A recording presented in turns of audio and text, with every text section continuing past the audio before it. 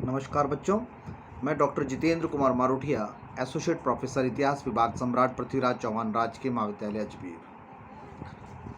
तृतीय वर्ष ऑनर्स और तृतीय वर्ष पास कोर्स, और हम बात कर रहे हैं आधुनिक भारत का इतिहास।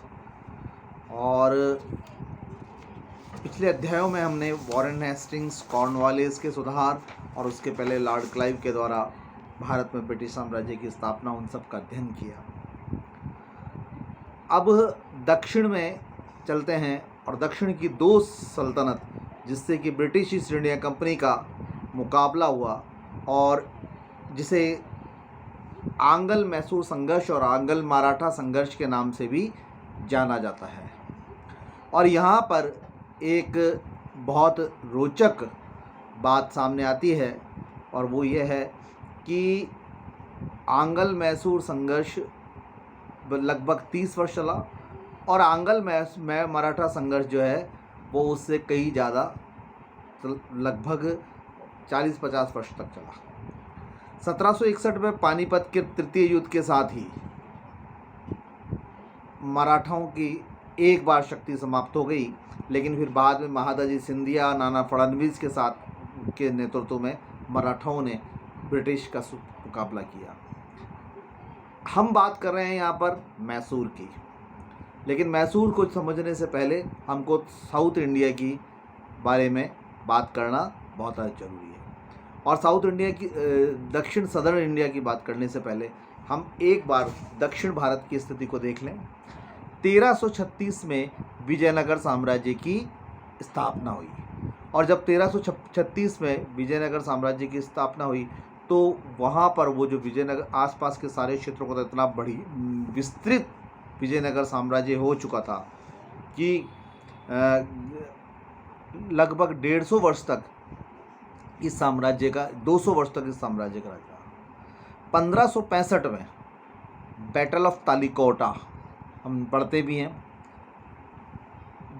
बीदर, बरार, अहमदनगर, बीजापुर, इन सब ने मिलकर, आसपास के शासक में मिलकर विजयनगर साम्राज्य से संघर्ष किया और विजयनगर साम्राज्य समाप्त हो गया। आगे चल के देखते हैं 1612 ईस्वी में मैसूर में विजयनगर साम्राज्य जब का पतन हुआ, उसमें छोटे छोटे रियासतें कहीं अपना राज करने लगी और ऐसे में ही एक साम्राज्य का उत्थान हुआ। विजयनगर साम्राज्य के पतन के पश्चात मैसूर, यद्यपि भौगोलिक क्षेत्रों में इतना ज़्यादा बड़ा क्षेत्र नहीं था, लेकिन अगर बात की जाए तो रायचूर के बहुत विस्तृत कृषि व्यवस्था थी।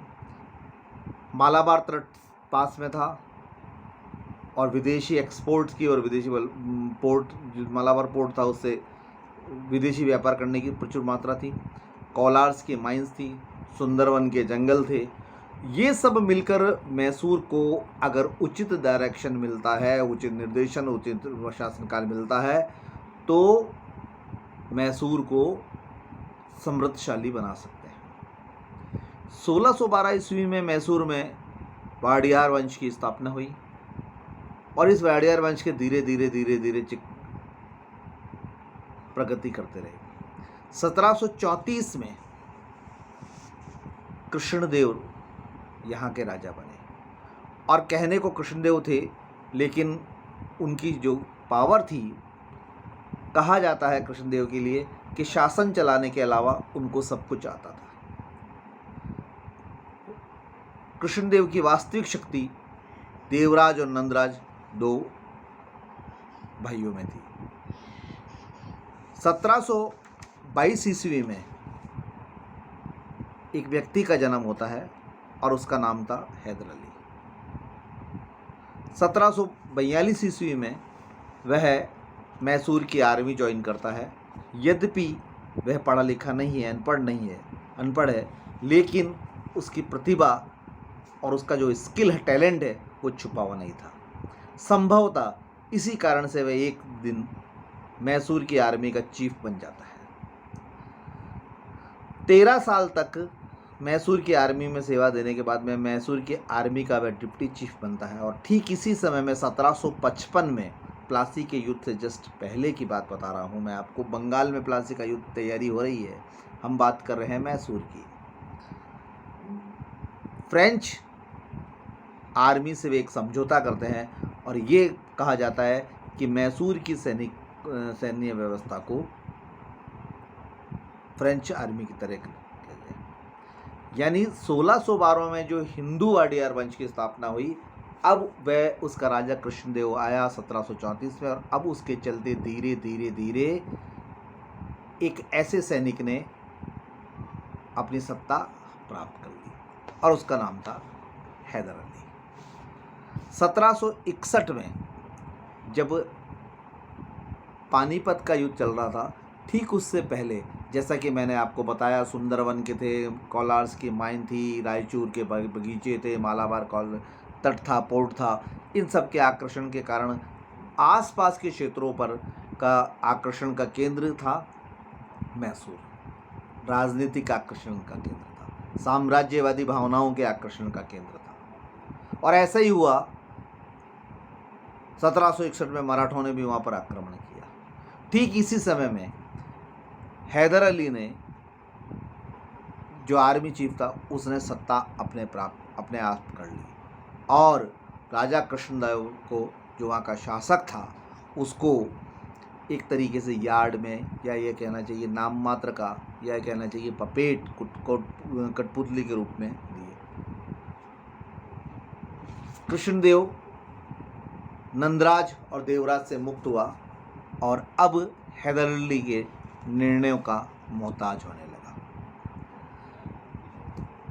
3-4 वर्षों में हैदर अली ने साम्राज्य विस्तार किया, चाहे बदनूर का हो, चाहे हैदराबाद के निजाम से संबंध हो, चाहे मराठों के साथ में संपर्क हो।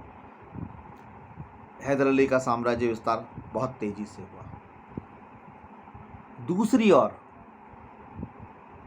ब्रिटिश ईस्ट इंडिया कंपनी, पहले भी पढ़ा है हमने, जब हैदर अली का मैसूर में विस्तार हो रहा था, ठीक उसी समय में प्लासी का युद्ध जीतती है। 1764 में वे बक्सर का युद्ध जीतती है। 1765 में वे द्वैत शासन बंगाल में स्थापित कर देती है। तो हौसला ब्रिटिश ईस्ट इंडिया कंपनी का भी था। हैदर अली और उसके पुत्र टीपू सुल्तान, इन दो के समय में साम्राज्य विस्तार हुआ। अब जब दोनों के समय में साम्राज्य विस्तार हुआ, तो ब्रिटिश ईस्ट इंडिया कंपनी के साथ में उनका संघर्ष भी हुआ। हम आधुनिक भारत के इतिहास में इस संघर्ष को पढ़ेंगे कि क्या वाकई ही, जैसा कहा जाता है इतिहास में, हैदर अली और टीपू सुल्तान ने अंग्रेज़ों के साथ में संघर्ष किया। मैसूर की शक्ति का और अंग्रेज़ों के साथ, ब्रिटिश ईस्ट इंडिया कंपनी की शक्ति के साथ कुल 4 युद्ध माने जाते हैं। पहला और दूसरा युद्ध हैदर अली के नेतृत्व में लड़ा गया। दूसरे युद्ध के आधे बीच में हैदर अली की मृत्यु हो गई और उसका पुत्र टीपू सुल्तान ने लड़ाई करी। तृतीय युद्ध टीपू सुल्तान के द्वारा लड़ा गया। चौथा युद्ध भी टीपू सुल्तान के द्वारा लड़ा गया और ठीक इसी समय में टीपू सुल्तान की चौथे युद्ध में बुरी तरह पराजय हो जाती है और संपूर्ण मैसूर पर ब्रिटिश ईस्ट इंडिया कंपनी का हो जाता है, यानी अंग्रेजी साम्राज्य का वह भाग हो जाता है। इससे पहले कि हम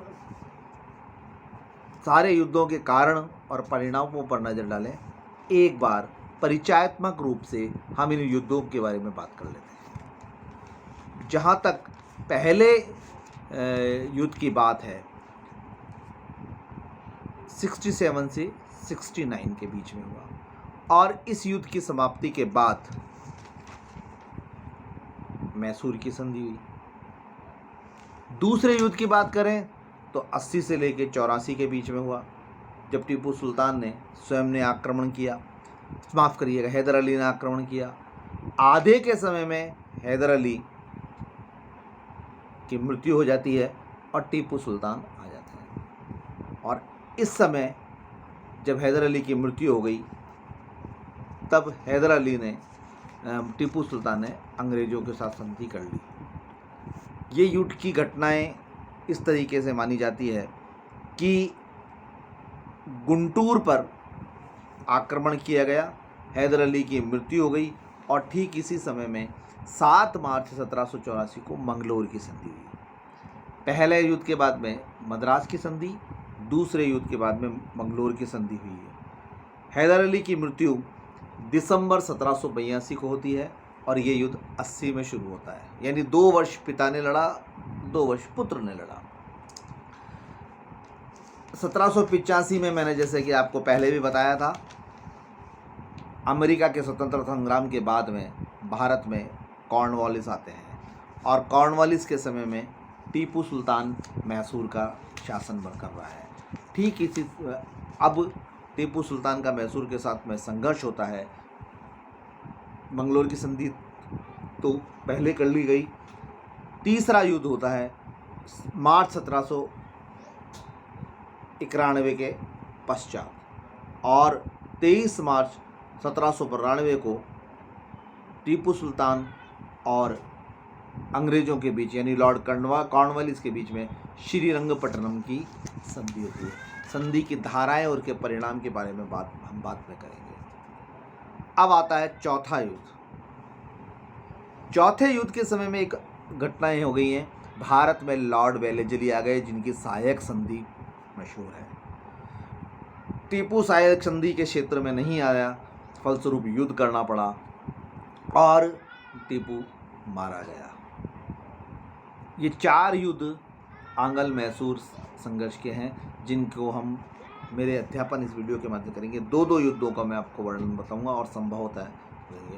तो आज मैंने आपको मैसूर के प्रारंभिक, उसके भौगोलिक दिशा, दक्षिण भारत का हिस्सा, पहले यहाँ पर विजयनगर साम्राज्य का पतन 1565 में, हिंदू वंश की स्थापना 1612 में और उसके बाद 1734 में कृष्णदेवराय और उसके बाद में 1755 में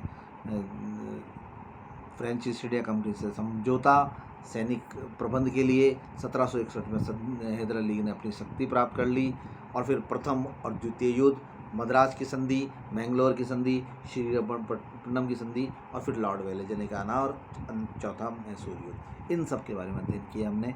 धन्यवाद।